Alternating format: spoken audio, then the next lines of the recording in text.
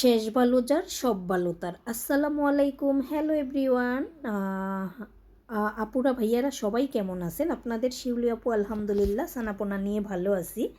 তো আজকে চলে আসলাম, কিছু রান্না বান্না করব। আর কি কি রান্না বান্না করব সেগুলো তো দেখতেই পাবেন। কিভাবে কি রান্না করতেছি, কেন করতেছি, সব কিছুই জানতে পারবেন আর কি। তো সবাই হচ্ছে একটা লাইক দিয়ে ভিডিওটা দেখা শুরু করে দিন। এখানে গরুর মাংস ধুয়ে নিলাম, ভাতও হয়ে গেছে, এখানে সিম আলু কাটা হয়ে গেছে, এখানে লাউ কাটা হয়ে গেছে, এখানে ফুলকপি কাটা হয়ে গেছে। বাসায় যেহেতু জায়রা আছে এখনও, আজকে চলে যাবে আর কি। তো আমি হচ্ছে ওদেরকে বাড়ি দিয়ে আসতে হবে, যেহেতু বেবিকে নিয়ে যাব। তো ও তো একটু অসুস্থ, তো আমি ওদেরকে আবার বাড়ি দিয়ে তারপরে চলে আসতে হবে আর কি। তো চিন্তা করলাম সব কিছু রান্না টান্না করে গুছিয়ে রাখি। আর আমি যেহেতু মোটামুটি অসুস্থ, তো একদিনই পানির কাজ করব। এখন যেহেতু আখির মা কিছুদিন যাবৎ নাই, বাড়ি গেছে, ও একটা কাজেই গেছে। তারপরে এখানে হচ্ছে গরুর মাংসটা বসিয়ে রাখছি, আর অন্য চুলায় আমি আবার তরকারিও বসিয়ে রাখছি আর কি। তো দেখাবো অনেক কী দিয়ে কী রান্না করতেছি, গরুর মাংস হতে থাকুক। এইখানে হচ্ছে ওই যে সিম আলু ফুলকপি কেটে রাখছিলাম, সেটা দিয়ে হচ্ছে মাছ দিয়ে রান্না হবে। তো মোটামুটি হয়ে যাচ্ছে, আমি টমেটোগুলোও দিয়ে দিতেছি। তো এখানে দেখতে পাচ্ছেন অনেকগুলো তরকারি দেখা যাচ্ছে, তাই না?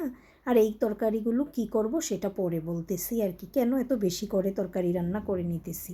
তো মাছগুলো এখানে দিয়ে দিলাম, আর এগুলো ছিল ভাটা মাছ। তো ভাটা মাছ দিয়ে কার কার এরকম সিম আলু টমেটোর তরকারি ভালো লাগে বলেন? আমার ভাটা মাছ দিয়ে এই তরকারিও ভালো লাগে, আবার হচ্ছে গিয়ে টক রান্না করলেও ভালো লাগে। সাথে কয়েকটা তেলাপিয়া মাছের পিসও দিয়ে দিছি, বাচ্চারা খাবে। তো তেলাপিয়া মাছে একটু কাটাটা কম থাকে, ভাটা মাছে কিন্তু একটু ছোট ছোট কাটা থাকে আর কি। তো এই যে ফাইনালি কিন্তু মাংস রান্নাটা হয়ে গেছে। দেখেন এখানে দুইটা নলি ছিল, এই দুইটা নলিও আমি মাংসর সাথে দিয়ে দিছি। আর গরুর মাংস মানেই আমাদের বাসায় আলু, আলু দিতেই হবে, আলু ছাড়া চলবেই না। তারপরে দেখেন এখানে মাছ রান্না একদম কমপ্লিট হয়ে গেছে, আমি ধনিয়া পাতা দিয়ে দিছি, চুলাটা এখনই অফ করে দিব। কাশি উঠতেছে কিন্তু এখনও গলার অবস্থা কিন্তু ভালো হয় নাই। তারপরে এই যে দেখেন আমি কত ধরনের বাটিতে তরকারি বেড়ে নিলাম। কেন নিছি জানেন? হুট করে যদি কোনো মেহমান চলে আসে তখন বড় বাটির তরকারি নামিয়ে গরম করে নিব, আর যখন আমরা খাবো মা ছেলেরা তখন হচ্ছে ছোট বাটির তরকারি নামিয়ে গরম করে নিব। তো একদম কাছ থেকে দেখাচ্ছি, যে দেখেন গরুর মাংস, এখানে মাছের তরকারি, তারপরে হচ্ছে এই যে ছোটো বাটি তো আবার আছে, এখানে আবার শুটকির ভর্তা দেখছেন, বলি হচ্ছে লইট্টা শুটকি। তো এরকম করে হচ্ছে ওই যে, এখন আমার তো ঠান্ডা লেগে একদম নিউমোনিয়া হয়ে গেছিলো, আলহামদুলিল্লাহ এখন অনেকটা ভালো আছি। তো ভাবছি যে সারাদিন প্রতিদিন পানি এত বেশি ঘাটাঘাটি করব না, যেহেতু ধোয়া মোছা সব কিছুই করতে হয়, এজন্য কিন্তু এই ব্যবস্থা করে নিলাম, একদিন কাজ করে তারপরে হচ্ছে প্রয়োজনে পুরো সপ্তাহ খাবো।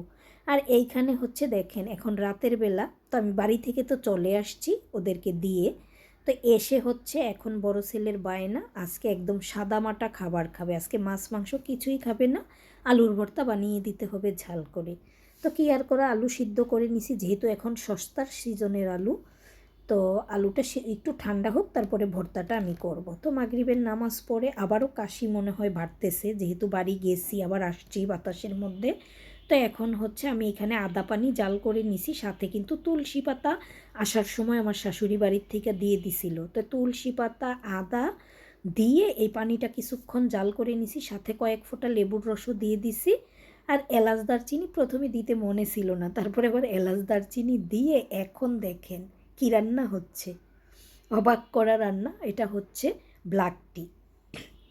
তো এটা আমার কাছে আগে প্রথম প্রথম খেতে পারি নাই, এখন কয়েক বছর যাবৎ এই ব্ল্যাক টি আমি আর অনেক পছন্দ, আর খেতেও পারি, আর খেতে খুব ভালো লাগে। সামান্য নামমাত্র একটু চিনি দিয়েছিলাম, জাস্ট একটু গলাটা গড়গড়ার মতো করব চাটা খেয়ে আর কি, যেন গলাটা একটু ক্লিয়ার হয়। তারপরে এই যে আমি টি ব্যাগটাকে একটু নেড়ে চেড়ে নিতেছি, আর এত সুন্দর একটা কালার আসতেছে চায়ের। তো আমার মনে হয় কি একটা টি ব্যাগ দিয়ে 2-3 কাপ চা বানানো যাবে, যেরকম কালারটা আসে বা যেরকম ফ্লেভারটা আসে আর কি। কে কে খান এরকম টি ব্যাগ মানে ব্ল্যাক টি দিয়ে চা? কমেন্ট করে জানাবেন। যারা এখনও লাইক দেন নাই লাইকটা দিয়ে দিন। তারপরে আলু ঠান্ডা হয়ে গেছে, ভর্তা রেডি করে ফেলছি, এখন আবার বলে একটু ডিমও ভাজার জন্য সরিষার তেল দিয়ে। তারপরে মা ছেলেরা খাবো, তো এখানে হচ্ছে আবার আমি 2টা ডিম ভেঙে নিছি, একদম পেঁয়াজ, কাঁচামরিচ, ধনিয়া পাতা সাথে করে দিয়ে দিছি, আবার একটা চিকন করে আলু কুচি করে দিছি, দিয়ে এখন মচমচা করে এই ডিমটাকে ভেজে নিতেছি।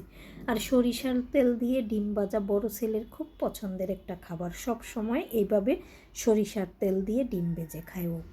আর ও নিজের ডিম নিজেই ভাজতে পারে, মানে নিজে নিজে ডিম ভাজাটা শিখে গেছে, ও ভালোই ডিম রেডি করতে পারে।